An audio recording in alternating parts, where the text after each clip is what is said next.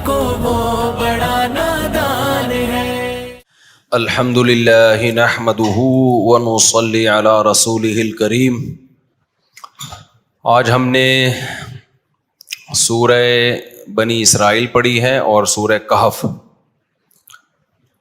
कल सूरह नहल में मैंने बताया था कि बहुत सारी अल्लाह की नेमतें जो अल्लाह ने बयान की हैं वो उस पर मैं बयान करूँगा, लेकिन जब अगली सूरत आती है तो फिर ख्याल होता है कि यही जो नई सूरत है उसी को शुरू करें, जो रह गया वो अगले साल इंशाअल्लाह। सल्लु अलल हबीब। तो ये मैंने प्रोग्राम से सीखा है, सल्लु अलल हबीब। आज जो हमने सूरह बनी इसराइल पढ़ी है, सूरह बनी इसराइल की इब्तदा होती है सुब्हानल्लज़ी अस्रा बिअब्दिही लैलम मिनल मस्जिदिल हरामी इलल मस्जिदिल अक़सा। पाक है वो ज़ात जो अपने बंदे को रात के थोड़े से हिस्से में मस्जिद हराम से मस्जिद अक़सा की तरफ ले गया। यानी अल्लाह ताला ने अपने हबीब सल्लल्लाहु अलैहि वसल्लम को रात के थोड़े से हिस्से में मस्जिद हराम से कहाँ पहुंचा दिया? मस्जिद अक़सा। यहां तक तो कुरान से साबित है। आगे फिर सही अहादीस से कि फिर मस्जिद अक़सा से कहाँ अल्लाह लेकर गए? आसमानों में। वहाँ पैगम्बरों से मुलाकातें हुई, हज़रत मूसा अलैहिस्सलाम, यूसुफ अलैहिस्सलाम, इब्राहीम अलैहिस्सलाम। फिर वहाँ होते होते अल्लाह के दर के करीब पहुँच गए, अर्श पर, अर्श के करीब। बाकी अल्लाह ताला की ज़ियारत हुई या नहीं हुई ये मसला अहादीस में वाज़ेह नहीं है। बाज़ उलमा इसके कायल हैं ज़ियारत हुई है, बाज़ इसके कायल हैं कि ज़ियारत नहीं हुई। तो जो ये कहते हैं ज़ियारत हुई है उनको मुशरिक कहना दुरुस्त नहीं है, इसका शिरक और कुफ्र से कोई ताल्लुक़ नहीं है। और जो ये कहते हैं ज़ियारत नहीं हुई उनको गुस्ताख़ रसूल करार देना ये भी परले दर्जे की हमाकत है। हम उसके मुकल्लफ़ हैं जो सही हदीस से साबित हो। मेरा मौक़िफ़ क्या है? मेरा मौक़िफ़ जो टूटा फूटा मौक़िफ़ है, कुरान और सुन्नत में गौर करके जो मुझे समझ में आया है कि ज़ियारत के पर कोई वाज़ेह दलील हमारे सामने नहीं है। यानी इस बात की दलील वाज़ेह कि अल्लाह ने पैगम्बर सल्लल्लाहु अलैहि वसल्लम को इन दुनिया की आंखों से अल्लाह की ज़ियारत की है। पैगम्बर सल्लल्लाहु अलैहि वसल्लम ने अल्लाह को इन दुनिया की आंखों से देखा है, इस पर कोई वाज़ेह दलील नहीं है। अहादीस जो हैं वो मुबहम हैं और जिनमें नफ़ी है वो बहुत वाज़ेह हैं, वल्लाहु आलम। फिर भी कोई कायल है तो उसका मसला है। तो और बहुत हैं ज़माने में गम लड़ने के लिए। ये सारा 2 शादियां ना करने का नतीजा है। जो लोग 2-3 शादियां करते हैं उनके मसले ही कुछ और बन जाते हैं, इन फड्डों में वो नहीं पड़ते। जब 2 होंगी ना फिर आप इसी में लगे रहोगे कि यार ये दोनों ठीक कैसे हो जाएं। तरावी भले 8 हो, भले 20 हो, ठीक है। सारे मसले यहां से खड़े होते हैं। जब उम्मत को बड़े गम नहीं होंगे तो छोटे छोटे गमों में उम्मत। मेरी राय है कि तरावी 20 रकतें, और मेरी कुरान और हदीस से मुज़य्यन राय है। कहीं आप समझें कि मैं भी इसका कायल हूँ। 8 रकत पर कोई वाज़ेह दलील हमारे पास नहीं है। अभी एक अहले हदीस आलिम का फतवा पड़ा कि 8 रकत सुन्नतें, उससे ज़्यादा हैं वो गैर सुन्नतें, वो नफिल हैं। तो वो दलील देते हैं बुखारी की हदीस ना कि 8 नबी रमज़ान गैर रमज़ान में 8 पढ़ते थे। तो उन अहले हदीस की खिदमत में गुजारे के बुखारी ही में दूसरी हदीस है कि यज़ीदु फ़ी रमज़ाना मा ला यज़ीदु फ़ी गैरिही। रमज़ान में ज़्यादा इबादत होती थी, तो इसका मतलब 8 से ज़्यादा पढ़ते थे रमज़ान में, उसी बुखारी ही के अगेंस्ट है। तो फिर 8 से ज़्यादा सुन्नतें। तो बहरहाल इसमें हमारा जो मौक़िफ़ है वो इजमाए उम्मत से मुज़य्यन है। चारों अइम्मा का इजमा है कि 20 से कम नहीं है। असलाफ में कोई एक भी नहीं मस्जिद दिखा सकते उस दौर में जहां 20 से कम नमाज होती हो। 16 की रिवायत एक मिलती है हमें, 16 की एक रिवायत 16 की मिलती है, इससे कम की एक भी नहीं मिलती। 8 का तो है ही नहीं। तो ये हमारा मौक़िफ़ इसमें बहुत मजबूत मौक़िफ़ है कि तरावी कम से कम कितनी रकतें? 20। हज़रत उमर की से भी इसकी तायद होती है। बाकी जो बुखारी मुस्लिम की हदीसें हैं उससे ये तरावी से उसका कोई कुछ सुराग नहीं मिलता। और एक अहम बात अहले हदीस हज़रात की खिदमत में कि जो आप हदीस पेश करते हैं ना तहज्जुद से के बारे में, वो तो रमज़ान गैर रमज़ान में। अभी एक अहले हदीस आलिम का फतवा नज़र से गुजरा, इस दफ़ा रुयत हिलाल कमेटी ने चांद का ऐलान लेट किया ना। रुयत हिलाल कमेटी का भी मैं आपको बताता हूँ, थोड़ा सा आज बोल ही दें। थोड़ा बहुत फितने में डालना मकसद नहीं है, कमेटी को थोड़ा सा ठीक करना मकसद है। वो ठीक होंगे नहीं हमारी बातों से, लेकिन शायद कुछ इस्लाह हो जाए।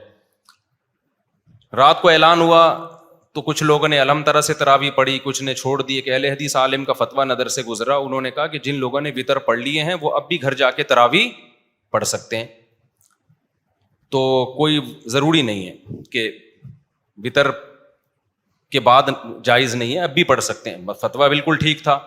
لیکن مجھے خیال ہوا کہ آپ کی نظر میں تو رمضان اور غیر رمضان میں ایک ہی ہے نا تہجد, تو پھر چاند دیر سے ہو یا جلدی ہو, تراویح پڑھی ہو یا نہیں پڑھی ہو, اس سے فرق کیا پڑتا ہے؟ تو یہ فتویٰ لگانے کی ضرورت کیا تھی کہ جنہوں نے وطر پڑھ لی ہیں وہ جا کے قیام اللیل پڑھ لیں یا تہجد پڑھ لیں یا تراویح پڑھ لیں, کچھ بھی نام دے دیں اس کو. تو آپ کے یہاں تو رمضان غیر رمضان کیا ہے؟ برابر ہے بھائی. چاند ہو گیا تو بھی پڑھ لو, نہیں پڑھو مرضی ہے, نہیں ہوا تو بھی پڑھو. عام تہجد ہے, رمضان میں ذرا ثواب زیادہ مل جائے گا. تو یہ فتویٰ دینے کی کیا ضرورت ہے کہ جی چاند ہو گیا ہے, دیر سے اعلان ہوا ہے, تو جن لوگوں نے نہیں پڑھی اب پڑھ سکتے ہیں. بھائی چاند ہو یا نہ ہو, نہیں پڑھی تو بھی پڑھنی چاہیے, چاہے چاند نہ بھی ہو. تہجد تو میرے بھائی عام دنوں میں بھی پڑھنی چاہیے نا, اس کا چاند سے کیا تعلق ہے؟ تو عام رمضان میں بھی پڑھنی چاہیے. تو اس میں روزے میں چاند کا تو مسئلہ آئے گا کہ روزہ رکھنا ہے کہ نہیں رکھنا. تراویح میں تو اہل حدیث حضرات کا مسئلہ ہی نہیں آنا چاہیے نا. تو یہ مجھے ایک سوال تھا لیکن کوئی کہیں جواب ملتا نہیں. خیر ہم آگے چلتے ہیں میرے بھائی, بہت ٹائم ہو گیا. اچھا میرے بھائی, تو میں کیا کہہ رہا تھا, یہ یہاں کہاں سے آ گیا؟ ہاں, تو یہ اختلافی مسئلہ ہے کہ نبی صلی اللہ علیہ وسلم دیدار کیا یا نہیں کیا. بہرحال ہم آگے چلتے ہیں. تو میں یہ عرض کر رہا تھا, معراج نبی صلی اللہ علیہ وسلم کو جسم کے جسد اطہر کے ساتھ ہوئی. یہ اللہ کی طرف سے ایک معجزہ تھا. آپ صلی اللہ علیہ وسلم بیت المقدس میں گئے. معراج میں کیا کیا حکمتیں تھیں؟ سب سے بڑی حکمت یہ تھی کہ اللہ نے محمد صلی اللہ علیہ وسلم کو سب سے آخر میں بھیجا, لیکن بنایا سب سے افضل. تو پریکٹیکلی کچھ ایسے کام کروانے تھے تاکہ آپ کی پریکٹیکلی فضیلت, عملی دنیا میں آپ کی فضیلت تمام پیغمبروں پر ثابت ہو جائے. تو سب سے پہلا اللہ نے اپنے قریب بہت کیا, 7ویں آسمان پہ لے گئے تاکہ رسول اللہ صلی اللہ علیہ وسلم کا اللہ کے ساتھ قرب زیادہ ہو جائے. نمبر 2, نبی صلی اللہ علیہ وسلم کو یہ فضیلت کہ آپ نے مسجد حرام میں نماز پڑھائی, آپ کو یہ فضیلت مسجد نبوی میں نماز پڑھائی. یہ دونوں بڑی عظیم مسجدیں ہیں. لیکن ایک اور اسلام میں بہت عظیم مسجد ہے جہاں ہزاروں پیغمبر آئے, وہاں بہت سارے پیغمبروں کا قبلہ تھا وہ مسجد, جہاں موسیٰ علیہ السلام آئے, جہاں عیسیٰ علیہ السلام آئے, ابراہیم علیہ السلام بھی گئے وہاں پہ, سلیمان علیہ السلام, داؤد علیہ السلام. تو یہ سارے پیغمبر تو اصل میں یہودیوں اور عیسائیوں کے نہیں ہیں, اصل میں یہ کس کے ہیں؟ ہمارے. اصل میں تو ہم ان کی تعلیم پر عمل کرتے ہیں. یہود و نصارہ نے تو ان کا نام استعمال کیا ہے, ان کی تعلیمات پہ عمل نہیں کیا. ایک ٹرین میں نا ایک انگریز تھا, بر صغیر کا واقعہ ہے. تو اس نے ایک مولوی صاحب کو دیکھا, تم نے داڑھی دیکھی کہ تم نے کیسی صورت بنائی ہوئی؟ انہوں نے کہا جیسے ایسی بنائی جیسے تمہارے پیغمبر عیسیٰ علیہ السلام کی تھی. وہ بیچارہ لاجواب ہو گیا کہ یار ہمارے پیغمبر کو فالو کون کرتا ہے, فالو تو یہ لوگ کر رہے ہیں. تو قرآن کہتا ہے النبی اولا بالمؤمنین من, وہ قرآن کہتا ہے کہ ان اول الناس بابراہیم للذین اتبعوہ وہذا النبی, ابراہیم کے قریب یہ نبی ہیں اور جو ان نبی کو فالو کر رہے ہیں. یہود و نصارہ دعویٰ کرتے ہیں ہم ابراہیم علیہ السلام کو مانتے ہیں, وہ ہمارے پیغمبر ہیں. قرآن کہہ رہے اصل میں وہ کس کے پیغمبر ہیں؟ مسلمانوں کے. کیونکہ ان کی تعلیمات کو کون فالو کر رہا ہے؟ مسلمان فالو کر رہے ہیں. کیونکہ ابراہیم شرک نہیں کرتے تھے, وہ کسی مخلوق کو اللہ کا بیٹا نہیں کہتے تھے. تو اب چونکہ وہ بیت المقدس بھی بہت عظیم مسجد ہے, نبی نے فرمایا جس نے مسجد حرام میں نماز پڑھی 1,00,000 نمازوں کا ثواب, مسجد اقصی میں نماز پڑھی 50,000 نمازوں کا ثواب, اور مسجد نبوی میں نماز پڑھی 1,000 نمازوں کا ثواب. تو مسجد اقصی کی بڑی فضیلت ہے, وہاں بہت سارے پیغمبر مدفون ہیں, دفن ہے وہاں پہ. تو اللہ یہ چاہتے تھے کہ اپنے حبیب صلی اللہ علیہ وسلم کو اس فضیلت سے محروم نہ کریں. اچھا, اس میں حکمت یہ تھی کہ نبی کی فضیلت میں بھی اضافہ ہو جائے کہ آپ مسجد اقصی میں بھی نماز پڑھیں اور مسجد اقصی کی فضیلت بھی اور زیادہ بڑھ جائے. اب ہم اگر مسجد اقصی جائیں تو ہمارے ذہن میں خلش رہے گی, بھائی یہاں موسیٰ کلیم اللہ آئے, بھائی یہاں یوسف علیہ السلام آئے, بھائی یہاں ابراہیم علیہ السلام آئے, بھائی یہاں پر داؤد علیہ السلام آئے, سلیمان علیہ السلام آئے, اور پتہ نہیں کتنے پیغمبر آئے, عیسیٰ علیہ السلام آئے. لیکن محمد صلی اللہ علیہ وسلم یہاں نہیں آئے. تو اللہ نے مسجد اقصیٰ کی فضیلت کو 4 چاند لگانے کے لیے سید الانبیاء آخری پیغمبر کو بھی مسجد اقصیٰ میں بھیج دیا. آپ وہاں جا کے نماز پڑھیں تاکہ مسجد اقصیٰ کی فضیلت بھی بڑھ جائے. علماء جب وہ لوکیشن بتاتے ہیں یہاں نبی آئے تھے, یہاں آپ نے امامت کی, ایک بات. دوسری حکمت کیا تھی؟ صحیح بخاری کی حدیث, صحیح مسلم کی حدیث کہ تمام پیغمبروں کی ہمارے نبی صلی اللہ علیہ وسلم نے مسجد اقصیٰ میں امامت کی ہے. اللہ نے تمام پیغمبروں کو جمع کر دیا, تمام پیغمبروں کو جمع کر دیا, سارے پیغمبر اکٹھے ہوئے وہاں پہ. اس میں بھی کیا مقصد تھا کہ ہمارے نبی صلی اللہ علیہ وسلم کی فضیلت کو ثابت, کیونکہ جو سب سے افضل ہوتا ہے اس کو امام بنایا جاتا ہے. ایک عالم ایک علمی نقطے کی بات کرتے تھے کہ دیکھو حدیث سے یہ بات ثابت ہے کہ سورہ فاتحہ صرف نبی پہ نازل ہوئی ہے. اس سے پتہ چلتا ہے کہ دوسرے پیغمبروں کو شاید سورہ فاتحہ نہ آتی ہو. تو جب ہمارے نبی نے نماز پڑھائی تو ان کے طریقے سے پڑھائی ہوگی یا اپنے طریقے سے؟ اپنے طریقے سے. تو فاتحہ نبی نے پڑھی, پیچھے جو پیغمبر تھے وہ کیا تھے؟ خاموش تھے. اس کا مطلب بغیر فاتحہ کہ ان کی نماز ہو گئی کہ نہیں ہو گئی؟ کیونکہ انہوں نے تو صرف سنی ہے. تو یہ امام حنیفہ کا موقف ہے, امام فاتحہ پڑھے گا, پبلک سنے گی تو نماز ہو جائے گی. لیکن یہ کوئی اتنی بڑی دلیل نہیں ہے کہ اس کو آپ مناظروں میں چیلنج کرنا شروع کر دیں. اصل دلائل ہمارے وہ حدیث ہے, من کان لہ امام فقراءۃ الامام لہ قراءۃ. صحیح حدیث ہے, جس شخص کا کوئی امام ہے تو امام کی قراءت مقتدی کے لیے کافی ہے. دوسری صحیح مسلم کی حدیث ہے, امام کو امام بنایا جاتا ہے تاکہ اس کی اقتدا کی جائے. اذا کبر فکبروا, تکبیر کہے تکبیر کہو. واذا قرأ فانصتوا, جب تلاوت شروع کر دے خاموش ہو جاؤ. واذا قال ولا الضالین, جب ضالین کہے تو آمین کہہ دو. اس سے بھی پتہ چلتا ہے کہ امام اور تو یہ دلائل ہمارے. خیر ہم آگے چلتے ہیں. تو اللہ نے اپنے حبیب صلی اللہ علیہ وسلم کی امامت میں تمام پیغمبروں کو جمع کیا تاکہ عملی طور پر بھی رسول اللہ صلی اللہ علیہ وسلم کی فضیلت ثابت ہو جائے. وہاں سے پھر براق کے ذریعے آپ کو آسمانوں میں لے جایا گیا اور یہ چند سیکنڈ میں یہ کام ہوا ہے. اب یہاں پر جو ملحد لوگ ہیں وہ کہتے ہیں یہ کیسے ممکن ہے. ہم کہتے ہیں جب کائنات نہیں تھی پہلی مرتبہ اللہ نے بنا دی, یہ عقلاً ممکن ہے؟ بھائی وہ دھماکہ ہوا تھا نا, بگ بینگ تھیوری, ڈھین کر کے کائنات بن گئی تھی. تو دھماکہ خود بخود کیسے ہو گیا؟ انرجی کہاں سے آئی؟ خدا نے اپنی طاقت سے اتنی انرجی پیدا کر دی جو مادے میں تبدیل ہوئی, اور یا مادہ انرجی میں تبدیل ہوا, جو بھی ہوا وہ تو وہاں بیٹھا ہوا کوئی دیکھ رہا ہوگا تو بتا سکتا ہے کیا ہوا تھا. تو وہ جب بغیر سبب کے اتنی بڑی کائنات کو بنا سکتا ہے, اس کا مطلب وہ کچھ کرنے میں کسی سبب کا محتاج نہیں ہے. تو اللہ تعالیٰ کے لیے یہ نبی نے نہیں کیا. اگر نبی نے خود کیا ہوتا تو ایک اعتراض بنتا تھا, بھائی اتنے تھوڑے سے عرصے میں آپ مسجد اقصیٰ سے کیسے ہو کے آ گئے؟ یہ کام کس نے کیا ہے؟ اللہ نے کیا. تو اللہ سب کچھ کر سکتا ہے. اعتراض جب بنتا تھا جب ہم کہتے ہیں یہ محمد صلی اللہ علیہ وسلم نے خود یہ کر لیا ہے, پھر اعتراض بنتا تھا. دوسری بات یہ کہ رسول اللہ صلی اللہ علیہ وسلم کو جو معراج کروائی گئی, اس کی ایک بہت بڑی حکمت یہ بھی تھی تاکہ نماز کی جو فرضیت ہے نا وہ عام احکام کی طرح نہ ہو. معراج پہ بلا کے نبی کو نمازیں دی گئی ہیں تاکہ امت نماز کو دیگر اسلامی احکام کی طرح نہ سمجھے. بھائی آپ نے جب کسی کو گفٹ دینا ہوتا ہے, ایک طریقہ تو یہ ہے کہ آپ پوسٹ کر دیتے ہیں, اس کے گھر میں لیٹر آیا, کھولا تو 5 روپے نکلے اس کے اندر سے, ٹھیک ہے نا, 50 روپے کا نوٹ نکلا. یہ بھی ایک طریقہ ہے گفٹ دینے کا. ایک طریقہ ہے کسی بندے کو بھیج دیا.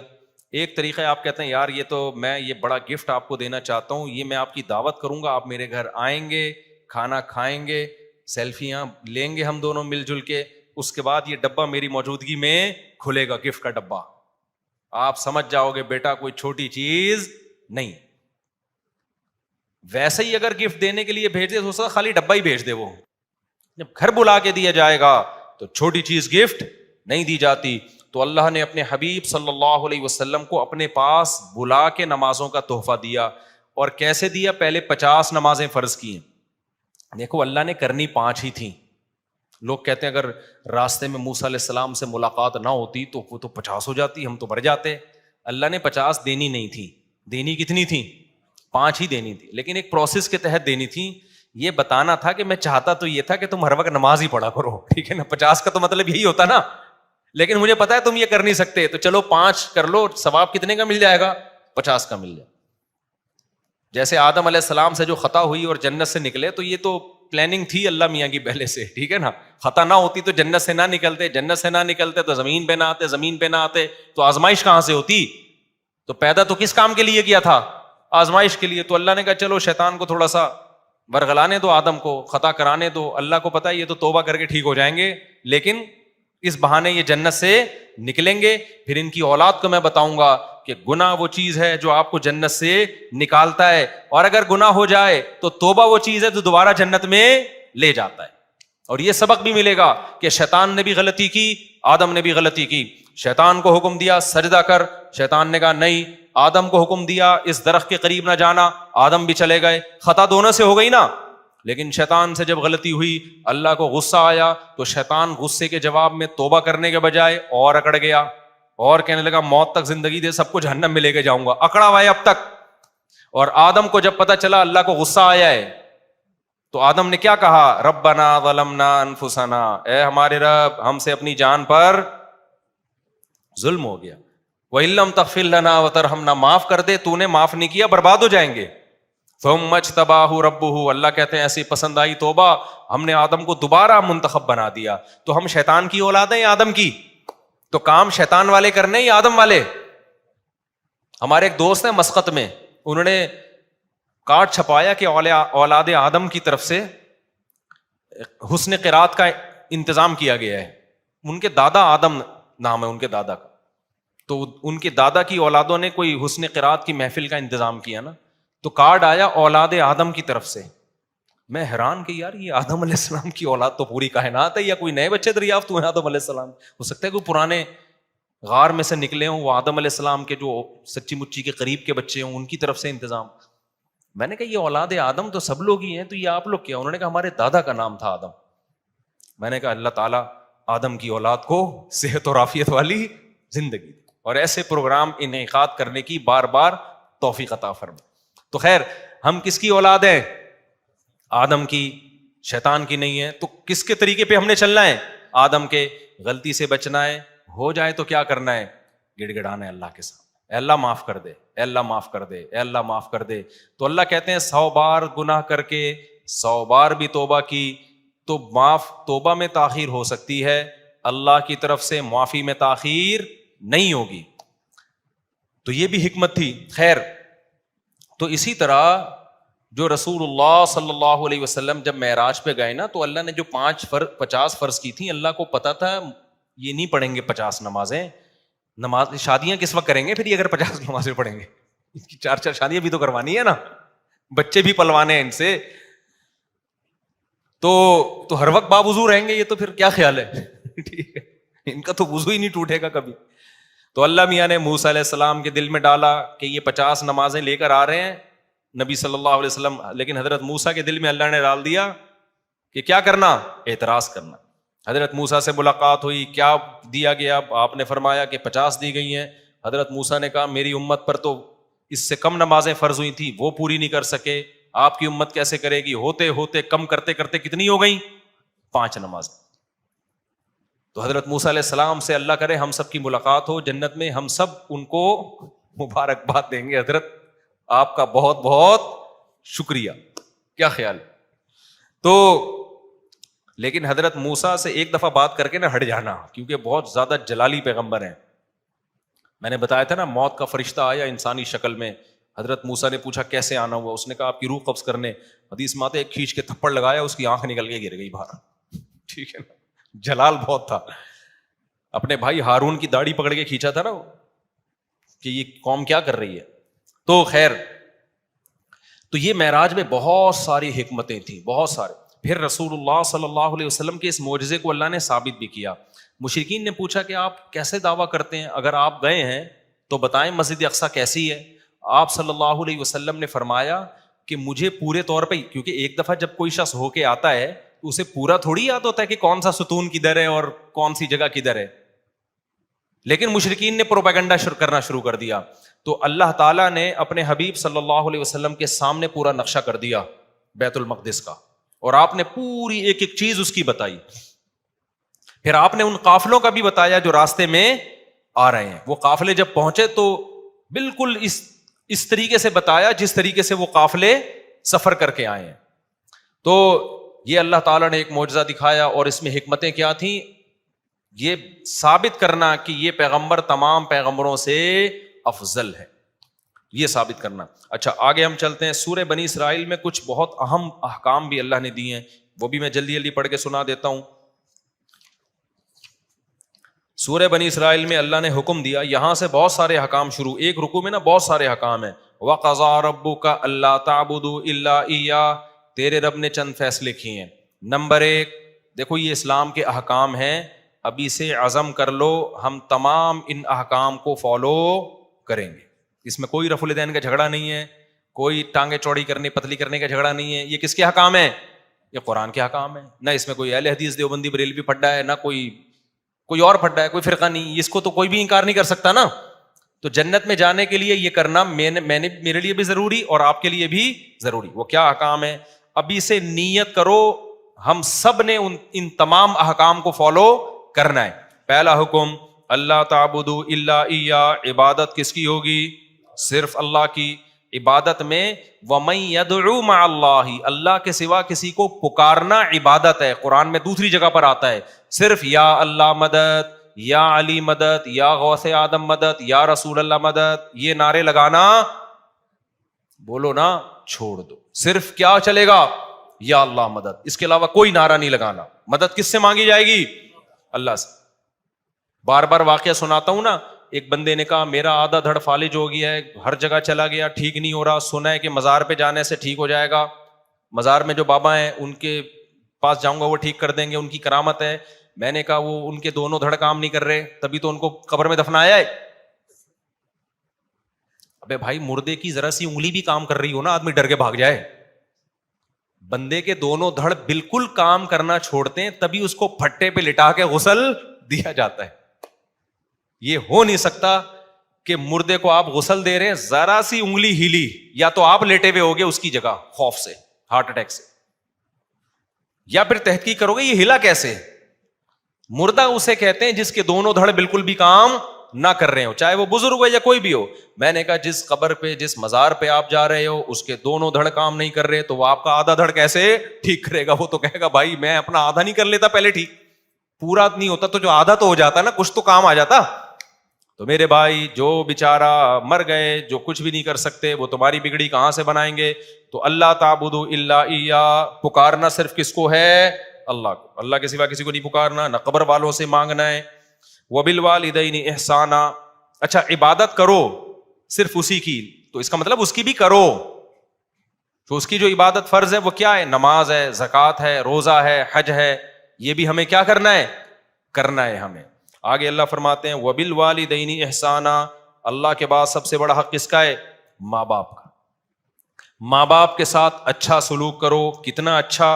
اما یبلغن عندک الکبر احدہما, دونوں بوڑھے ہو جائیں یا دونوں میں سے ایک بوڑھا ہو جائے, فلا تقل لہما اف, اب بڑھاپے میں ان کی طبیعت میں چڑچڑا پن پیدا ہوگا, بات بات پہ ان کو آئے گا غصہ, اور آپ نے ان کو جوانی میں پورا نچوڑ لیا, اسکول کی فیسیں بھی لے لیں, اماں نے ساری زندگی روٹیاں پکا پکا کے آپ کو کھلا دیں, صبح اسکول تیار کر کے بھیجتی رہی, شام کو آپ کا انتظار کرتی رہی. اس وقت آپ بچے تھے, کوئی آپ کے سر پہ ہاتھ رکھنے والا نہیں تھا, باپ نے بھی عزت دی اور ماں نے بھی بولو عزت. اب آپ جب جوانی کی دہلیز پہ قدم رکھو گے, ماں باپ بڑھاپے کی طرف جانا, ابا ریٹائر ہو گئے, ابا کی چھوٹی موٹی پینشن آ رہی ہے, اماں بھی کیا ہو گئیں؟ بوڑھی ہو گئیں. اب آپ کو ابا اماں کھلنے لگے, یہ کھانستے کیوں ہیں, یہ اماں ہر وقت چیختی چلاتی کیوں ہیں. انگریز نے اس کا بہترین حل سوچا, اٹھا کے عیدی سینٹر میں جمع کرا دو, کیونکہ وہ کہتا ہے ترقی, ایکچولی لائف کو کیا کرو, انجوائے کرو. گورا یہی کہتا ہے, تمیز سے ملو ہر ایک سے. گورے کے اخلاق بہت اچھے ہوتے ہیں, واقعی اچھے ہوتے ہیں. اب جب بھی پاکستان ہو کوئی نہ کوئی بڑا نظر آ رہا ہوتا ہے ہمیں, بہت اچھے اخلاق ہوتے ہیں, لیکن ابا اماں کے لیے بولو نہیں ہوتے. اللہ کہہ رہے نا نا نا, کسٹمر کی تو کہیں اللہ بات ہی نہیں کر رہا پورے رکوع میں, کسٹمر سے اچھے اخلاق سے بات کرو. اللہ کا ہوتا ہے تو ان کا باپ بھی کرے گا, وہاں ان کا بزنس ہے. اصل تو جو ہیں وہ کون ہے؟ ابا اما کو. تو گورے نے بولا سائنسی ترقی, ہم نے ترقی کرنی ہے, لائف کو انجوائے کرنا ہے. ابا کھانس رہے ہیں, اٹھا کے کہاں لے جاؤ؟ اولڈ ہاؤس میں کیئر ہوگی, وہاں گورنمنٹ نے ملازم رکھا ہوا ہے. گورنمنٹ کہے گی آپ نہیں ان پہ خرچ کرو گے, بلکہ ہم آپ کی 40% سیلری کاٹیں گے اور قوم کے بوڑھوں کو کھلائیں گے. بڈھا کہتا ہے ماشاء اللہ گورنمنٹ ہماری کتنی اچھی, اور پاکستان میں گورنمنٹ بوڑھوں کو نہیں کھلاتی. بھائی پاکستان میں اولاد بوڑھوں کو کھلاتی ہے, گورنمنٹ اس لیے نہیں کھلاتی. گورنمنٹ تو ویسے بھی کسی کو نہیں کھلاتی, گورنمنٹ کا کام تو کھانا ہے, کھلانا تھوڑی ہے. کیا خیال ہے بھائی؟ زیادہ ہو گیا, چلو آگے. اچھے بھی لوگ بھی ہیں, بہرحال اچھے لوگ بھی ہیں الحمدللہ گورنمنٹ میں, کچھ لوگ کھلانے والے بھی ہیں. یہ میں مکھن لگانے کے لیے نہیں کہہ رہا, چونکہ جب میں ٹریولنگ کی ہے نا تو کچھ خاندانی لوگ بھی ہمیں ملے ہیں, اور ہر جماعت میں ہیں. تو خاندانی لوگ ہر جگہ, مارکیٹ میں ہیں ذرا تھوڑے, تو اس لیے ظاہر ہے جو اکثریت سامنے آتی ہے تو مارکیٹ میں نظر تو وہی آتا ہے نا, لیکن کچھ اچھے لوگ بھی ہیں الحمدللہ. تو بہرحال اللہ میاں نے کہا کہ سب سے زیادہ حق کس کا ہے؟ ماں باپ کا. ان کے ساتھ اچھا سلوک کرنا ہے. اچھا سلوک کیسا؟ کہ جب بوڑھے ہو جائیں, اب تمہارے کسی کام کے نہیں ہے, تو اب اصل میں تو خدمت شروع ہوئی ہے. اب کیا ہے؟ حق حقوق تو اب شروع ہو رہے ہیں. تو پہلا حق اپنی زبان پہ کنٹرول. عیدی سینٹر جمع کرانا, تو یہ تو آپ سے کوئی ملے کہ میں نے اپنے ابا کو جمع کرا دیا عیدی سینٹر, بتاؤ آپ کی نظر میں اس کی کوئی عزت رہے گی؟ نہیں رہنی چاہیے. بھائی تو اپنے باپ کو جمع کرا کے آ گیا یار, گودوں میں پالتا بڑھاپے میں اس کو. یار وہ تنگ بہت کرتے ہیں ابا, ابا یہ کرتے ہیں. بھائی جو بھی ہیں, حق کب شروع ہو رہا ہے؟ اما اور ابا کا بڑھاپے میں شروع ہو رہا ہے. فلا تقل لهما اف, اللہ کہتے ہیں اب ان کے سامنے اف نہیں کرنا. ولا تنہرہما, ان دونوں کو جھڑکنا نہیں ہے. جھڑکنا سمجھتے ہیں؟ جیسے باس اپنے ملازمین کو جھڑکتا ہے, چلو یہاں سے جاؤ, یہاں سے دماغ کھایا ہوا ہے. بھکاریوں کو جھڑکا جاتا ہے, بس کر یار. یہ جو اسٹائل ہے نا فرعون والا بات کرنے کا, یہ اسٹائل ماں باپ کے سامنے بولو نہیں چلے گا. چپ ہو جاؤ, خاموش ہو جاؤ, آپ کون ہوتے ہو پہ اعتراض کرنے والے. یہ ڈائلاگ آج کل اولاد کے چل رہے ہیں, کس کے لیے؟ ماں باپ کے. آپ کون ہوتے ہو مجھے روکنے والے, آپ کو کس نے یہ رائٹ دیا؟ یہ اسکولوں سے سیکھ رہے ہیں. ایجوکیشن بہت آ رہی ہے, تمیز مارکیٹ سے شارٹ. یہ ایجوکیشن تمہیں جہنم کے عذاب میں لے کے جائے گی. اس سے وہ جاہل اچھا ہے, رکشا چلاتا ہے, ٹماٹر بیچتا ہے, لیکن اپنے باپ اور ماں سے تمیز سے بات کرتا ہے. اللہ کی نظر میں وہ زیادہ پڑھا لکھا ہے. تو ولا تقل لهما اف ولا تنہرہما وقل لهما قولا کریما. آگے اللہ نے فرمایا کہ صرف اتنا نہیں ہے کہ بے عزتی نہیں کرنی, جھڑکنا نہیں ہے اور اف نہیں کہنا. تو انسان کہتا ہے چلو بدتمیزی سے پیش نہیں آنا, نارمل رہنا ہے. نا نارمل بھی نہیں. قل لهما قولا کریما, ایسی بات کرنی ہے جس سے عزت جھلک رہی ہو, ایسے لگ رہا ہو جیسے کوئی ملازم اپنے آفیسر سے بات کر رہا ہے. کریم کہتے ہیں عزت دار کو. قول کریم ہونا چاہیے جس سے رسپیکٹ کیا ہو, نظر آ رہی ہو, لوگوں کو پتا چلے یہ اولاد ہے اور یہ کیا ہے, باپ ہے. آج جو لبرل طبقہ جب آتا ہے نا ہم سے ملنے کے لیے اپنے بچوں کی پرابلمز کو لے کے, تو میں یقین سے بتاؤں مجھے بچہ باپ لگ رہا ہوتا ہے اور باپ بچہ. باپ بچے کے سامنے بڑی تمیز سے, کہ بچے کو ایسا نا مائنڈ کر جائے, بچہ ایسے آرام سے بات کر رہا ہوگا. ایکچولی مفتی صاحب میرے یہ بیٹے ہیں, حالانکہ ایک ہی ہے لیکن اس کو عزت میں ہیں کہہ رہا ہوتا ہے. ویسے ہوتے بھی ایک ہی ہیں عام طور پہ لبرل لوگوں کے یہاں. یہ میرے بیٹے ہیں, ایکچولی یہ تھوڑا سا نا یوں بیٹا ابا ایسا چیخنا شروع کر دے گا. ابا بیٹا وہ اصل میں دیکھیں میں آپ کو سمجھانا چاہ رہا تھا نا, میں مفتی صاحب ہیں تھوڑا سا احتیاط سے بات کرتے ہیں. نہیں آپ مفتی صاحب یہ دیکھو نا یار, یہ ابا باتیں کیسی کر رہا ہے. تو مجھے 2-3 دفعہ ارادہ ہوا میں ابا کی جگہ اس کو بٹھا دوں اور اس کی جگہ کس کو بٹھا دوں, ابا کو, اور میں بولوں بھائی آج سے ابا تو ہے, یہ کون ہے؟ اسٹائل سے تو لگ رہا ہے باپ تو ہے. تو یہ تربیت یہ ہو رہی ہے مارکیٹ میں, یہ ہو رہی ہے تربیت. تو اپنے اسٹائل سے یہ ثابت کرنا پڑے گا کہ ابا جو ہے وہ ابا ہے, اما جو ہے وہ کیا ہے, بیٹیاں اما کے ساتھ بڑی بدتمیزی کرتی ہیں. یار آپ کون ہوتی ہو مجھے روکنے والی, آپ کون ہوتی ہو, آپ چپ ہو جاؤ, میں کیوں چپ ہوں. یار یہ اسٹائل ہے بھائی, ہم تو اپنے بچپن میں تصور نہیں کر سکتے تھے کہ آپ کون ہوتی ہو مجھے روکنے والی. ماں جب کہہ رہی ہے چپ ہو جاؤ تو آپ چپ ہو جاؤ, میں کیوں چپ ہوں؟ خدا کی قسم ہم اپنے بچپن میں یہ تصور نہیں کر سکتے تھے کہ کوئی اولاد اپنی ماں, کوئی بیٹی اپنی ماں کو یہ الفاظ کہہ سکتی ہے. بڑے بدتمیزی والے الفاظ ہیں یہ. تو یہ بہت خطرناک بات ہے. اس لیے اللہ تعالیٰ قرآن میں فرماتے ہیں وَقُلْ لَهُمَا قَوْلًا كَرِيمًا, بات کیسے کرنی ہے؟ عزت کے ساتھ. وَاخْفِضْ لَهُمَا جَنَاحَ الذُّلِّ مِنَ الرَّحْمَةِ, یہ تو بات کا اسٹائل بتا دیا. کھڑے ہونے کا اسٹائل کیسا ہو؟ ذلت سے اپنے بازوؤں کو جھکانا ہے. دیکھنے سے بھی, بات سے بھی پتہ چلے کہ یہ چھوٹا ہے اور وہ بڑے ہیں, اور کھڑے ہونے اور کے اسٹائل سے بھی پتہ چلے کہ یہ چھوٹا ہے اور وہ کیا ہیں, بولو, بڑے ہیں. ایسے سینہ تان کے ان کے سامنے کھڑا ہوا ہے, ابا نیچے بیٹھے ہوئے, خود اوپر چڑھ کے بیٹھا ہوا ہے. تو یہ بڑی غلط بات ہے. ایسے بھی ہم نے دیکھے ہیں, سنا ہے کہ ابا بچوں کے جوتے پالش کر رہے ہوتے ہیں. یہ تو بڑی غلط بات ہے یار, بچے کو تو کرنے ہی نہیں دینا چاہیے یہ کام, کہ ابا کیوں کرے گا بھائی یہ. اچھا, اس میں ماں باپ بھی اپنے بچوں کو بگاڑ رہے ہوتے ہیں. اتنی بچوں کی کوئی رسپیکٹ دے رہے ہوتے ہیں نا بچپن میں. بچوں کو مارے دھاڑے نہیں, بدتمیزی سے بات نہ کریں, لیکن ان کو یہ احساس دلائیں کہ ابا میں ہوں, اماں یہ ہے, تم گھر کے مالک نہیں ہو. خود ہی اپنے ہاتھوں بگاڑ کے اتنا مسلط کر لیتے ہیں نا کہ پھر ساری زندگی ان کے غلام بنے رہتے ہیں. یہ بھی بہت غلط ہے. ان کو یہ تربیت بھی کس نے دینی ہے؟ والدین نے دینی ہے. اور ایک اہم بات یہ بھی ہے کہ دیکھو, ماں باپ کے لیے اولاد پہ ظلم بہرحال جائز نہیں ہے کہ اپنے اختیارات کا ناجائز فائدہ اٹھائیں. بعض دفعہ ماں باپ اولاد کو بلا وجہ ٹارچر کرتے ہیں, طنز کرتے ہیں, تانے دیتے ہیں, دوسروں کے سامنے اس کی برائی کرتے ہیں. تو میں ان ماں باپ کی حوصلہ افزائی نہیں کر رہا, وہ خود اپنے ہاتھوں اپنی اولاد کو بگاڑتے ہیں. جہاں اللہ نے اولاد پر اتنے سارے ماں باپ کے حقوق رکھے, وہاں ماں باپ کی ایک بڑی ذمہ داری یہ ہے کہ اپنی اولاد کو لوگوں کے سامنے رسوا مت کریں. ایسا نہ ہو دوسروں کو بتاتے پھر میرا بیٹا یہ کرتا ہے, میرا بیٹا یہ کرتا ہے. بیٹے کے دل میں پھر ایک نفرت پیدا ہوتی ہے کہ یار میرے ابا, مجھے باپ تو عزت کا ذریعہ بنتا ہے نا. تو کچھ ذمہ داریاں والدین کی بھی ہیں. بعض مائیں بلا وجہ بیٹیوں کو ٹارچر کرتی رہتی ہیں, طنز کرتی رہتی ہیں, تانے دیتی رہتی ہیں, اس سے وہ ذہنی مریضہ بن جاتی ہیں.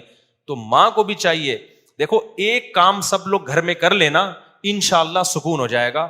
گھر میں چیخنے پر پابندی لگا دو, بس کوئی بھی نہیں چیخے گا, نہ ابا نہ اماں نہ بچے. ایسا سکون پیدا ہو جائے گا نا کہ ہٹو بچوں. اور اس کے لیے لقمان علیہ السلام والا واقعہ سنا دو. لقمان علیہ السلام نے اپنے بچے سے کیا کہا کہ بچے جب بھی بات کرنا آرام سے. کیوں؟ سب سے بری آواز کس کی ہوتی ہے؟ گدھے کی. گدھے کی بات بری نہیں ہوتی, اسٹائل کیا ہوتا ہے؟ برا ہوتا ہے.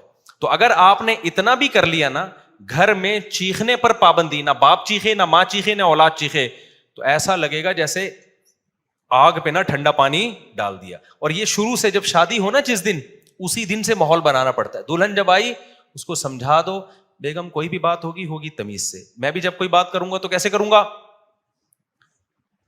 تو آپ لوگ تو ابھی سے ہی موڈ نہیں ہو رہا آپ لوگوں کا, تو کیا کرو گے تمیز سے؟ منہ سے بول تو دو نا.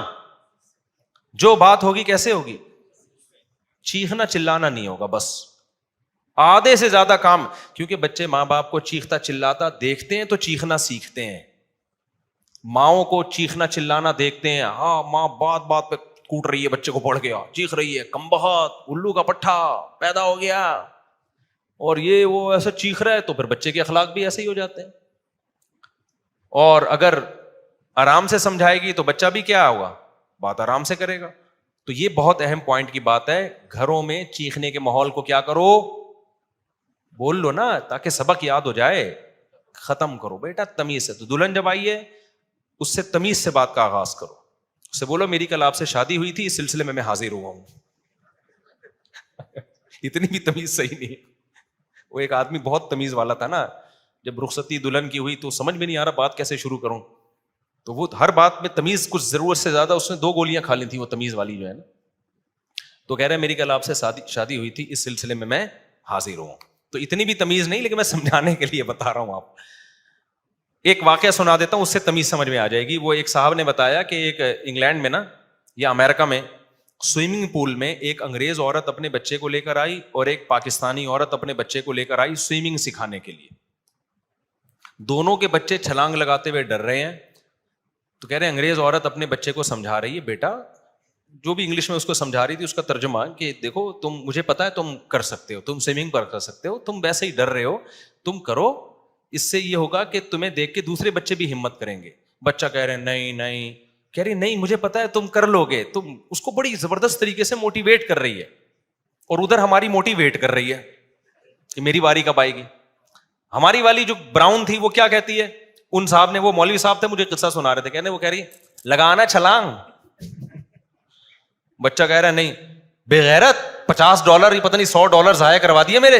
اس وقت تو بڑا چیخ رہا تھا امی سوئمنگ کرا دو, الو کے پٹھے, لگانا چھلانگ کمینہ. اور وہ پھر بس وہ وہاں مارنے پر تو پابندی ہے, ورنہ یہاں ہوتا تو طبیعت سے اس کا کباب بن جاتا بچے کا پٹ پٹ کے نا. لیکن زبان سے جتنے تانے دے سکتی تھی نا بے غیرت, وہاں تو شور مچایا ہوا تھا, پیسے ضائع کروا دیے. کہہ رہے میں دیکھ رہا ہوں یار یہ گوری ہے, یہ اپنے بچے سے کیسے بات کر رہی ہے, اور ہماری دیسی جو ہے. تو وہ جو اسٹائل تھا نا گوری کا, وہ قرآن و سنت کے مطابق تھا. ہماری والی قرآن و سنت کو مانتی ہے لیکن اس کو فالو نہیں کر رہی. تو اپنے نبی کو دیکھو, نبی نے اپنے بچوں کے ساتھ کیسا معاملہ کیا ہے. حضرت حسن حسین آپ کے کمر مبارک پہ بیٹھ جایا کرتے تھے. تو بچوں کو بگاڑنے میں ماں باپ کا بھی دخل ہوتا ہے. بہرحال ہم بچوں کو یہی کہیں گے تمہارے ماں باپ نے تمہیں سنوارا ہو یا بگاڑا ہو, لیکن تم پر بہرحال ان کا حق ہے. اب ایسا نہ ہو کہ آپ ابا سے بولو ابا چونکہ آپ نے مجھے بدتمیزی سکھائی ہے میں بات بدتمیزی سے ہی کروں گا. آپ کو تمیز ہی سے بات کرنی پڑے گی, کیونکہ ہم ماں باپ کی فرما برداری اور ان کے ساتھ حسن سلوک ماں باپ کی وجہ سے نہیں کرتے. کس کا حکم سمجھ کے کرتے ہیں؟ اللہ نے حکم دیا, اللہ پوچھے گا ہم سے. تو جب اللہ کا حکم ہے تو اب تو آپشن ہی نہیں ہے نا ہمارے پاس. اب میں جلدی سے آگے کے احکام بیان کر دیتا ہوں. آگے اللہ نے فرمایا وَآتِ ذِی الْقُرْبَىٰ, آگے اللہ نے فرمایا اگر ماں باپ کے ساتھ کبھی بد کلامی ہو جائے تو پھر توبہ استغفار کا دروازہ کھلا ہوا ہے, کیونکہ اکٹھے رہتے ہیں ہمیشہ, کبھی اونچ نیچ ہو جاتی ہے تو مایوس نہ ہونا, توبہ کر کے اپنے احوال کی اصلاح کر لینا. آگے اللہ نے فرمایا وَآتِ ذِی الْقُرْبَىٰ حَقَّهُ, قریبی رشتہ داروں کو ان کا حق دو. یہ بھی اللہ کا بہت اہم حکم ہے, قریب ترین رشتوں کا حق دوسروں سے زیادہ. 5 منٹ میں بس بیان ختم کر رہا ہوں. میں نے سوچا کہ 1 گھنٹے سے زیادہ نہیں بڑھنے دوں گا بیان. قریب ترین رشتہ داروں کو ان کا حق دو. آج سے عزم کریں, سب سے قریبی بھائی بہن ہوتے ہیں, پھر والدہ کے ابا اور اماں کے جو رشتہ دار ہیں, ماموں چچا پھپھو خالہ یہ ہیں, پھر ان کے بچے ہیں, اپنے بہن بھائیوں کے بچے ہیں, تو یہ سب سے کیا ہیں قریبی. تو ان کو ان کا حق دو. کیا مطلب؟ ان میں کوئی غریب ہے مسکین ہے تو آپ کی ذمہ داری ہے آپ تفتیش کریں کہ کون مستحق ہے, اس کو مانگنے کا موقع نہ آئے, آپ نے خود اس کے ساتھ تعاون کرنا ہے, پوچھنا ہے. آگے اللہ فرماتے ہیں والمسکینہ, غریبوں کو ان کا حق دو, مسافروں کو دو. مسافروں کو کیسے چونا لگایا جاتا ہے؟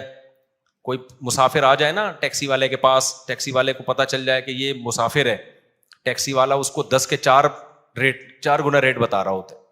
اس کو پتا ہے اس کو یہاں کے ریٹ پتہ ہی نہیں ہے. ہم بچپن سے دیکھ رہے ہیں یہ. پہلے تو گورے بہت آیا کرتے تھے, ورلڈ ٹریڈ سینٹر کے بعد آنا بند ہو گئے, پہلے گورے بہت آیا کرتے تھے.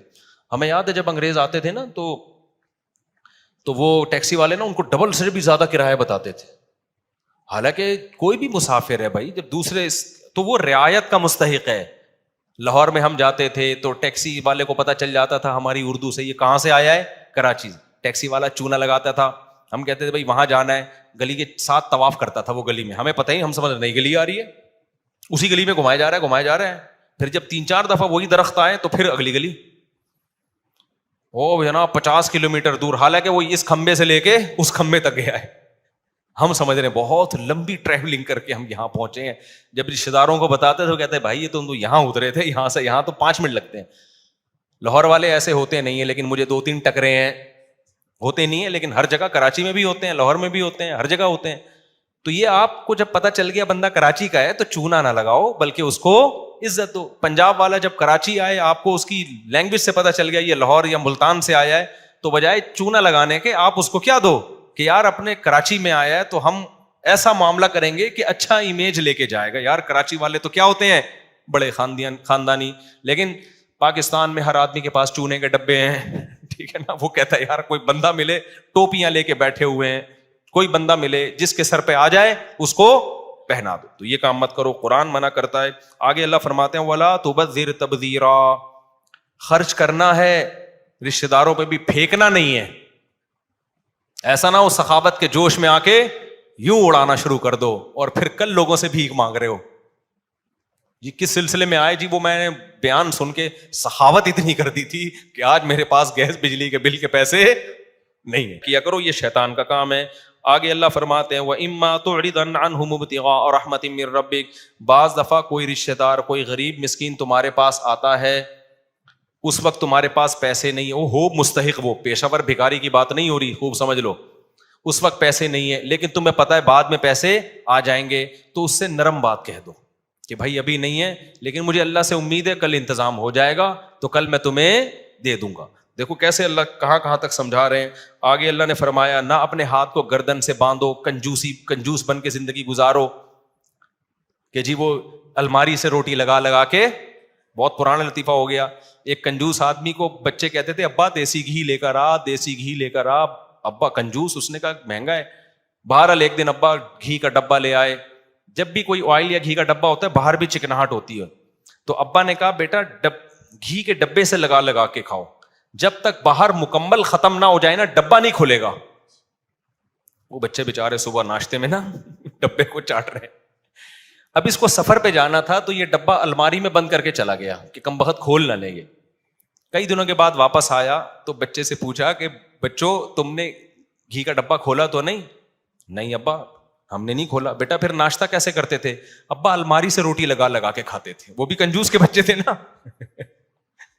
ابا الماری سے روٹی لگا کے کھاتے تھے. اس نے رکھ کے ایک تھپڑ لگایا. بغیر تو کچھ دن گھی کے بغیر صبر نہیں ہو سکتا تھا. یہ کیا ہے؟ ہاتھ گلے سے باندھ لینا. لا تجعل یدک مغلولۃ الی عنقک، اپنے ہاتھوں کو گردن سے مت باندھ. دیا اللہ نے اڑاؤ یار، خرچ کرو، لیکن ولا تبسطھا کل البسط، ایسے ہاتھ بھی نہ پھیلا دو. ایسا نہ ہو کہ اپنی چادر سے زیادہ پاؤں پھیلانا شروع کر دیے، جیسے شادیوں میں لوگ اڑا رہے ہوتے ہیں نا. ایک ولیمے میں ایسا پیسہ اڑایا، پھر مجھے آ کے کہہ رہے ہوتے ہیں آپ دوسری شادی کی بات کرتے ہو، خرچہ ایک میں اتنا ہو جاتا ہے. بھائی تم نے جس اسٹائل میں ولیمہ کیا اس میں تھوڑی، اس میں تو ایک بھی نہیں ہوتی. جو جس طرح کے خرچے کر رہے ہو، ایسے اڑا رہے ہوتے ہیں ذرا سی تقریبات پر، اس کے بعد کچھ ہے ہی نہیں. اچھا یہ خوب سمجھ لو، ہر آدمی اپنی حیثیت کے مطابق خرچ کرے گا. بعض دفعہ لوگ کہہ رہے ہوتے ہیں وہ فلاں مالدار نے ڈیفینس میں اتنے بڑے ہوٹل میں ولیمہ کیا ہے اور اتنا لگژری کھانا، یہ تو اسراف ہے. بھائی اس کی کروڑوں کی آمدن ہے، اس کے لیے یہ دال چاول ہیں، ٹھیک ہے نا. تو یہ جو اسراف کی ڈیفینیشن ہے نا، یہ ہر ایک کے حق میں مختلف ہے. جن کو زیادہ دیا ان کے لیے کچھ بھی نہیں ہے، جن کو کم دیا ان کے لیے تو 2 دیگیں بھی ہو سکتا ہے بہتوں. تو اسراف میں کبھی کسی کو دیکھ کے کہ اتنا زبردست اس نے انتظام کیسے کر لیا، تو وہ اس پہ آپ نہیں حکم لگا سکتے. اس کی ہر آدمی اپنی آمدن کے حساب سے خرچ کرتا ہے اور کرنا بھی چاہیے. ایک کروڑ پتی آدمی اگر دال چاول کھلائے گا تو یہ کنجوسی ہے، اور ایک غریب آدمی جس کے پاس دال چاول کے پیسے بھی نہیں ہے وہ دال چاول بھی کھلائے گا تو یہ کیا ہے؟ اسراف ہے. تو اسراف کی ڈیفینیشن ہر ایک کو دیکھ کر مختلف ہوتی ہے. جلدی سے مکمل کر لوں. آگے اللہ نے فرمایا وَلَا تَقْتُلُوا أَوْلَادَكُمْ خَشْيَةَ إِمْلَاقٍ، غربت کے خوف سے اپنے بچوں کو قتل مت کرو. نَحْنُ نَرْزُقُهُمْ وَإِيَّاكُمْ، ہم ان کو بھی روزی دیں گے اور تم کو بھی دیں گے. علماء نے اس آیت کے تحت لکھا ہے کہ حمل گرا دینا یہ بھی حرام ہے اسی آیت کی روشنی میں، اس خوف سے کہ میں خرچے کہاں سے پورے کروں گا. آج بہت سے لوگوں کی کال آ رہی ہوتی ہیں، بھائی مجھ صاحب میرے 2 بچے ہیں، ایکچولی ان کے خرچے پورے نہیں ہو رہے، ایکچولی یہ ہو رہا ہے، ابھی پھر پریگننسی ہو گئی صاحب اس مہنگائی کے دور میں. بھائی اللہ کہہ رہا ہے کہ نہیں اجازت آپ کو. رزق کس کے ذمے ہے؟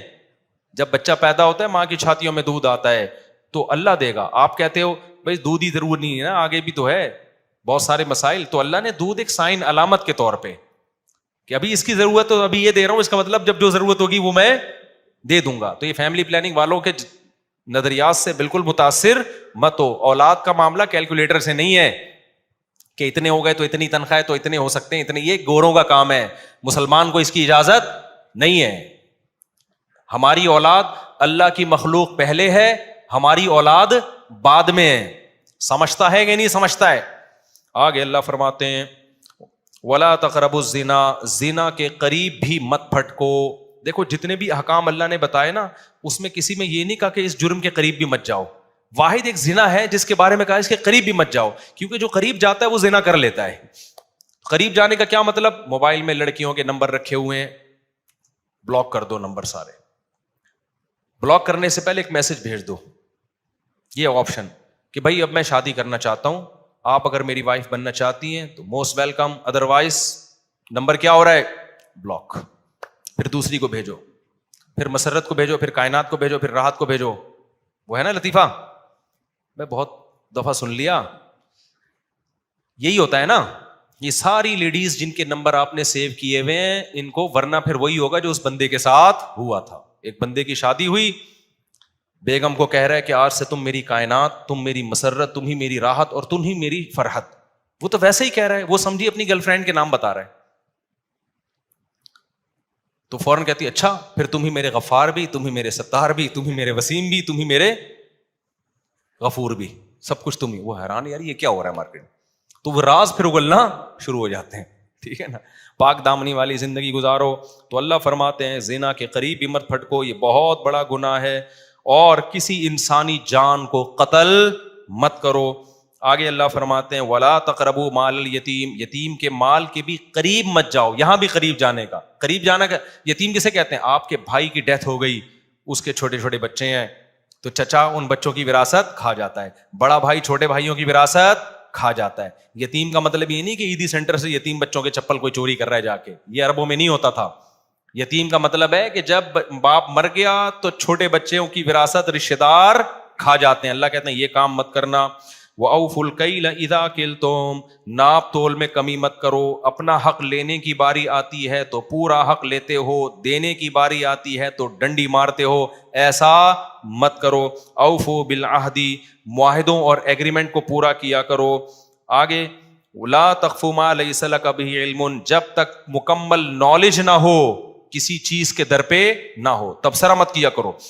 فلانے نے یہ کر دیا, فلانے نے یہ کر دیا. کل مجھے کسی نے پوسٹ بھیجی کسی آفیسر کے بارے میں کہ وہ یہ کروڑوں روپے کھا گیا اور یہ کر رہا ہے. میں نے کہا آپ نے خود اپنی آنکھوں سے دیکھا ہے کتنے روپے کھا گیا, وہ اپنی آنکھوں سے دیکھا ہے؟ کہہ رہے نہیں میں نے دیکھا تو نہیں ہے, لیکن یہ دیکھو ثبوت ہے. میں نے کہا ان ثبوت کو تجزیہ آپ کو اینالائز کرنا آتا ہے, آپ تجزیہ کرنا آتا ہے, آپ جج ہو؟ کہہ رہے یار. میں نے کہا کیوں بلا وجہ کچھ بھی چلا دو مارکیٹ میں پھیل جاتا ہے, سچ بہت کم بولا جاتا ہے. تو کبھی کسی کی باتوں میں آ کے کسی کو تبصرہ کرنا, کسی ادارے کو برا کہنا, کسی فرد کو برا کہنا, یہ اپنی زندگیوں سے ہمیشہ کے لیے کیا کر دو, ختم. جب تک 2 اور 2 4 کی طرح واضح دلائل آپ کے پاس نہ ہو. کسی کو بھی بدنام کرنا ہو نا, فیس بک پہ آپ پوسٹیں چلا دو, پھیل جاتی ہیں. لوگ کہہ رہے ہیں یہ دیکھو کیا کر رہا ہے. پہلے یہ تو دیکھو کہ اس نے یہ میرے بارے میں بھی چلاتے ہیں, کبھی عمران خان کے بارے میں, کبھی مولانا فضل الرحمان کے بارے میں پوسٹ. میں بیٹھا ہوں مجھے پتہ ہی نہیں, میری ایک پوسٹ آ جائے گی عمران خان امام مہدی میں کوئی فرق ہی نہیں ہے, ایسی زبردست پوسٹ چلا دیں گے. پی ٹی آئی والے زندہ باد, مفتی یہ والی آئی نہیں ہے, اس سے ملتی جلتی. پی ٹی آئی والے زندہ باد, مفتی طارق مسعود زبردست. دوسری آ جائے گی مولانا فضل الرحمان ایسے ہیں, کچھ الٹا سیدھا. جیوا والا ابے اس کی ایسی کی تیسی, ابے اس کی ہے. نہ میں نے ادھر کچھ کہا ہوتا ہے, نہ میں نے جو میں نے تقریریں کی ہوئی ہیں وہ پڑھی ہوئی ہیں, وہ ویڈیو ہے وہ سنو, وہ اس کا میں ذمہ دار ہوں. ایک میری پوسٹ کسی نے چلا دی کہ یزید جنتی ہے, نیچے شیعوں کی گالیاں دبا کے. ابے تم تحقیق تو کرو, میں نے بولا بھی ہے کہ نہیں بولا. آگے یہ کہ کیونکہ قسطنطنیہ کی لڑائی میں وہ شریک تھا لہذا وہ کیا ہے, جنتی. شیعہ لوگوں نے دبا کے گالیاں لکھی ہیں, یہ یزیدی ہے, یہ فلانا ہے. بھائی تم تحقیق تو کرو, یہ کس نے چلایا ہے؟ ہمارے آفیشیل چینل سے تو کوئی پوسٹ نہیں چلی. اب تک وہ یہی سمجھ رہے ہیں کہ یہ کیا ہے, یزید کو جنت. نہ میں نے اس کو جنتی بولا, نہ میں نے اس کو جہنمی بولا, کچھ بھی نہیں بولا. میں نے اس پہ تبصرہ ہی نہیں کیا. پوسٹ دبا کے کچھ بھی اٹھا کے ڈال دو نا. ہماری قوم میں یہ شعور نہیں ہے کہ تحقیق کریں ایسا ہوا بھی ہے کہ نہیں ہوا. تو چلاتے رہتے ہیں مارکیٹ میں. ہاں ہمارے جو ویڈیو بیانات ہیں اس کا میں ذمہ دار ہوں بھائی, جو میں نے بولے ہیں اس کا میں ذمہ دار ہوں. آپ وہ ویڈیو کٹنگ اس کو بھی کٹ کر کے نہ چلاؤ. ابھی ایک تراویح کا بیان کٹ کر کے چلائے ہوئے لوگوں نے. تراویح کے بارے میں یہ کہہ رہا ہوں کہ نبی صلی اللہ علیہ وسلم سے کوئی تعداد ثابت نہیں ہے. ادھر ٹک یہاں روک دیا. اور اتنی بات کہ بھائی اگر صرف حدیثی کو دیکھنا ہے تو پھر تو غامدی صاحب صحیح کہہ رہے ہیں, یہاں کٹ کیا. دیکھو مجھ صاحب کہہ رہے ہیں, غامدی صاحب کیا کہہ رہے ہیں, حالانکہ پوری بات آگے. اچھا اس پہ اتنا پروپیگنڈا ہوا. پھر جامعۃ الرشید میں ہمارے استاذ ہیں مفتی محمد صاحب, ان سے باقاعدہ سوال پوچھا گیا کہ مفتی صاحب نے یہ بولا ہے کہ حدیث میں تو کوئی تذکرہ ہی نہیں ملتا, ثابت ہی نہیں ہے. پھر انہوں نے اس کا جواب دیا. اتنا پروپیگنڈا.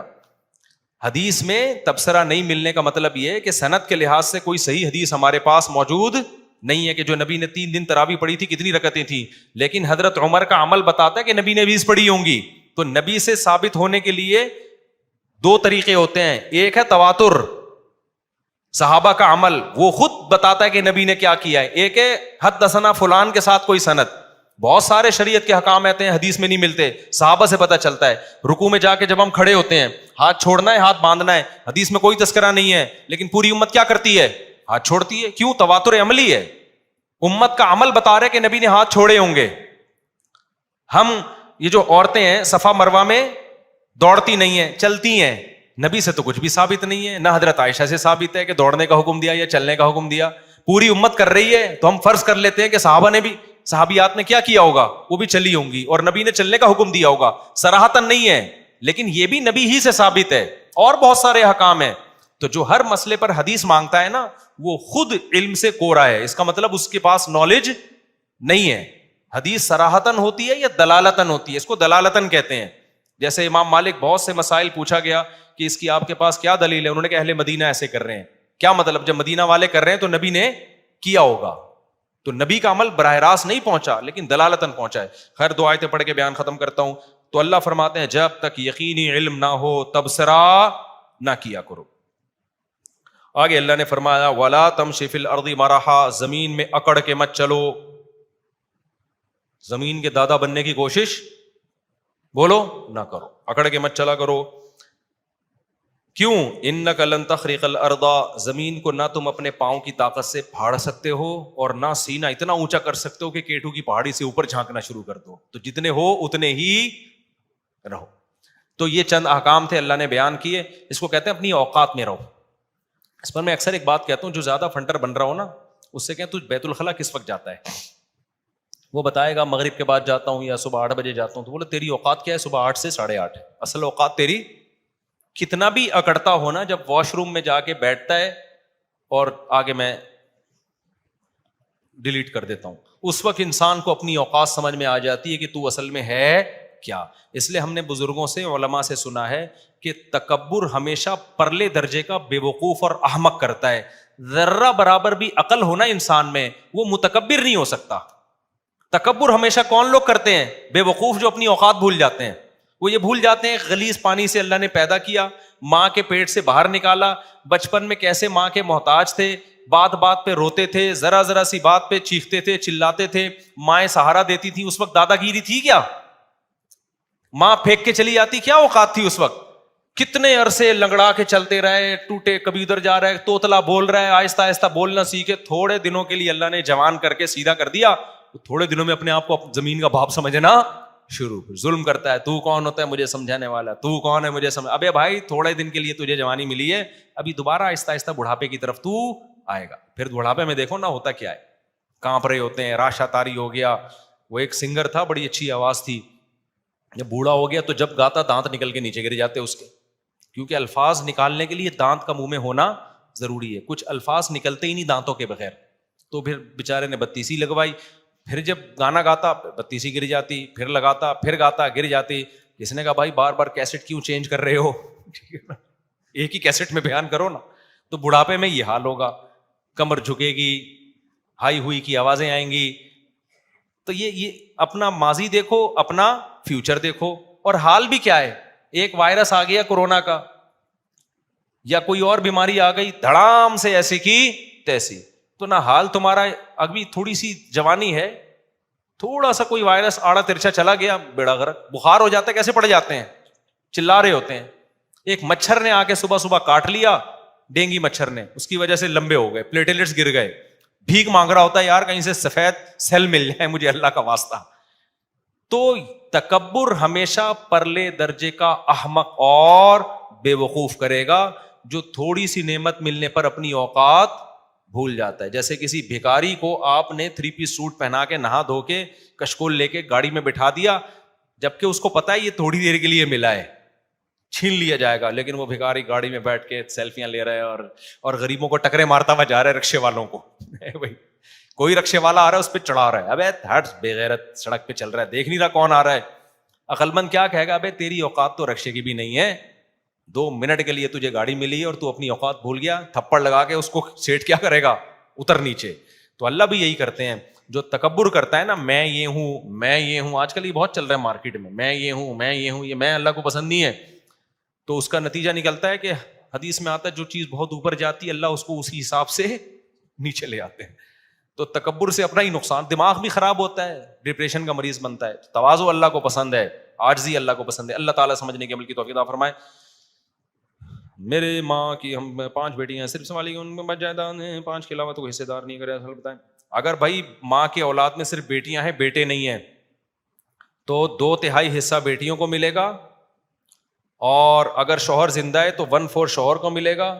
وہ زندہ نہیں ہے تو ماں کی ماں باپ کو جائے گا, ماں کے ماں باپ کو. وہ بھی نہیں ہے تو پھر ماں کے بھائیوں کو جائے گا, یعنی بچیوں کے ماموؤں کو. تو 2/3 ان بیٹیوں کو ملے گا, باقی سارا ماموؤں کو ملے گا, اگر باقی لوگ نہیں, بچیوں کے ماموں. سورہ نساء کی آیت میں وَلَكِنْ شُبِّهَ لَهُمْ کا علمی ترجمہ کیا ہوگا, کیونکہ غیر مسلم اکثر کہتے ہیں کہ خدا دھوکہ دے سکتا ہے. کیا دھوکہ دے سکتا ہے؟ تم کس طرح سے؟ بھائی اللہ نے کہا کہ شُبِّهَ لَهُمْ, ان کے لیے معاملہ مشتبہ کر دیا گیا. تو یہ اللہ تعالیٰ کے لیے جائز ہے کہ کسی کی جان بچانے کے لیے ان کی شکل کا کوئی دوسرا آدمی ان کو دے دیں. یہ تو اللہ کے لیے جائز ہے نا, اس کو دھوکہ تھوڑی کہتے ہیں. یہ جان بچانے کے لیے ہو رہا ہے. آپ کے یہاں کوئی ڈاکو آیا آپ کو قتل کرنے کے لیے, آپ اس دروازے سے گئے تاکہ اس کو دھوکہ ہو کہ یہ یہاں ہے, اور پچھلی گلی سے آپ نکل کے باہر چلے گئے, وہ ڈاکو وہیں کھڑا ہوا ہے. اب آپ کہیں انسان ہو کے دھوکہ دے رہے ہو, دے کس کو رہے ہیں؟ ظالم کو دے رہے ہیں. تو یہ دھوکہ نہیں کہلاتا, یہ چال کہلاتی ہے. ظلم سے بچنے کے لیے کیا کہیں گے, یہ ایک چال چلی ہے. تو اللہ تعالیٰ نے بھی ایک عیسیٰ ابن مریم کو قتل ہونے سے بچانے کے لیے ایک تدبیر اختیار کی تھی. وہ تدبیر کیا تھی کہ ان کی شکل کا ایک آدمی آ گیا جس کو انہوں نے عیسیٰ ابن مریم سمجھ کے قتل کر دیا. یہ تدبیر کہلائے گی, یہ دھوکہ نہیں کہلائے گا. اور یہ بھی ممکن ہے انہی کی شکل کا پہلے سے کوئی آدمی موجود ہو, تو اللہ حضرت عیسیٰ کے گھر میں لے گئے ہوں تاکہ وہ اسی کو پکڑ کے لٹکا دیں. میری خواہش ہے کہ میں اپنے بیٹے کو مدرسے میں داخلہ کراؤں, لیکن مدرسے کے بارے میں سمجھ میں نہیں آ رہا رہائشی کراؤں یا نہیں. اس کا میٹرک ہونے والا ہے. کچھ لوگوں نے منع کیا ہے کہ بچہ اداس ہو جاتا ہے. بھائی مسئلہ یہ ہے کہ جامعۃ الرشید میں تو میٹرک کے بعد داخلہ کروا دیں, اور حفظ کا بچہ جو ہے جو بہت چھوٹا ہوتا ہے اس کو تو رہائش ہی نہیں کروانا چاہیے. یہ بچے کے ساتھ ظلم ہے. ماں باپ سے بالکل اتنی عمر کے بچے کو محروم نہیں کرنا چاہیے, بہن بھائیوں سے. لیکن اگر بڑا ہو گیا ہے, سمجھدار ہو گیا ہے, جیسے ہم تو 18 سال کی عمر میں مدرسے میں آئے تھے, تو پھر ہم تو پورا ہفتہ مدرسے میں گزارتے تھے. اس وقت ہمیں ماں کی اس ممتا کی ضرورت تو اب بھی ہے. ماں کی ممتا تو ایسی چیز ہے, انسان کے بچے بڑے ہو جاتے ہیں اما نہیں بھولتا انسان, لیکن جو چھوٹے بچے کو جس طرح سے چاہیے نا ماں باپ, وہ ظاہر ہے بڑے ہو کر انسان مستغنی ہو جاتا ہے. تو اس وقت بھی ہمیں بڑی ٹینشن ہوتی تھی گھر سے دور رہنے کی. تو 18 سال سے جو چھوٹے بچے ہیں 15 سال کے, ان کے تو پورا ہفتہ وہ بہت زیادہ اذیت میں آ جاتے ہیں. تو جو بڑے بچے ہیں 18-19 کے, وہ تو مدرسوں میں رہ سکتے ہیں, لیکن مدرسوں میں بھی دیکھنا پڑے گا کون سے مدرسے ٹھیک ہیں کون سے غلط ہیں. میں نے بتایا نا, مدرسوں میں بھی بعض مدرسے نہیں ہوتے, کسی نے ویسے ہی اپنی دکانداری کے لیے 4 دیواری کھڑے کر کے بچوں کو رکھا ہوا ہوتا ہے, ان میں بچے پھر بگڑتے بھی ہیں. تو صرف اتنا کافی نہیں ہے کہ مدرسے کا لیبل لگاؤ, بلکہ حقیقت میں علماء صلحاء اس مدرسے کو چلا رہے ہوں, اطمینان ہو, تو وہاں کا ماحول جا کے دیکھیں. ورنہ پھر بچہ بگڑتا ہے مدرسے میں, اسکولوں میں بھی بگڑتا ہے, مدرسے میں بھی بگڑتا ہے. اس کا معیار یہ ہے کہ چلا کون رہا ہے. اگر اچھے لوگ چلا رہے ہیں مدرسہ تو ٹھیک ہے, اور اگر برے لوگ چلا رہے ہیں تو وہ مدرسہ نہیں ہے بلکہ وہ پیسہ کمانے کا ایک ذریعہ ہے. ایسا ہوتا ہے, اس پہ میں کئی بار بیان کر چکا ہوں. تو میرا خیال یہ ہے کہ بچے کو شروع میں رہائشی نہ کروائیں, شروع میں صبح آنے جانے والا, جب 1-2 سال وہ مدرسے کے ماحول سے مانوس ہو جائے گا پھر رہائشی کروا دیں. قسم کا کفارہ کیا ہے؟ 10 غریبوں کو 2 ٹائم کا کھانا کھلانا, یا 2.25 کلو گندم 10 غریبوں میں بانٹ دینا, اس طور پر کہ ہر ایک کو 2.25 کلو گندم ملے, یا اس کی قیمت, یعنی 2.25 کلو گندم کی قیمت دے دے تو 10 غریبوں میں بانٹ دے گا تو کفارہ ادا ہو جائے گا. اور بعض علماء 2.25 کہتے ہیں, تو یہ بھی ٹھیک ہے. ایک ہی غریب کو 10 دن تک کھلا دے تو بھی ٹھیک ہے, لیکن ایک ہی غریب کو 10 آدمیوں کے پیسے ایک دن میں دے دیے پھر ٹھیک نہیں ہے. سمجھتے ہیں؟ ایک غریبی کو دینا تو 10 دنوں میں ڈیوائڈ کر کے دے. کھانا بھی کھلانا ہے ایک ہی غریب کو تو 10 دنوں میں ڈیوائڈ کر کے کھلائے. اور یہ ہے کہ ایک دن میں ہی 10 غریبوں کو کھلا دے تو بھی ٹھیک ہے. اور اگر کوئی خود غریب ہے, پیسے ہی نہیں ہے غریب کو دینے کے لیے, پھر 3 روزے لگاتار رکھ لے وہ, اس طرح سے کفارہ ادا ہو جائے گا. وما علینا الا البلاغ.